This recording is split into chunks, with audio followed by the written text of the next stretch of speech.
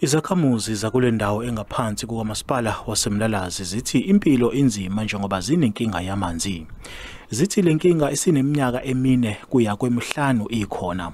Ugogo uSiphiwe Ngcobo uhlala nabazukulu bakhe abane uthi uyaphoqeleka ukukhipha imali yokuqasha imoto ukuthi iyomkhelela amanzi. Sinenkinga ngempela kanjalo.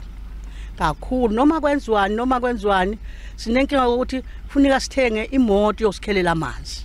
Amanzi siwalanda emhlathuze kukude emhlathuze kodwa manje siyaphoqeleka ukuthi sithwale igubhe ekhanda sokha kude emhlathuze uma amanzi engafikile. Iziphathimandla zikamasipala wesifunda iKing Cetshwayo District zithi inkinga enkulu ezibhekene nayo ingqalasizinda engekho esimweni esifanele.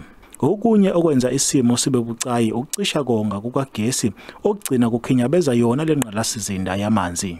Sidinga impela imali enkudlwanyana nginayo umbono ukuthi imali more than $1 billion esingakwazi ukuthi mhlawumbe yokulungisa nje umonakalo yokulungisa indaba yenqalasizinda.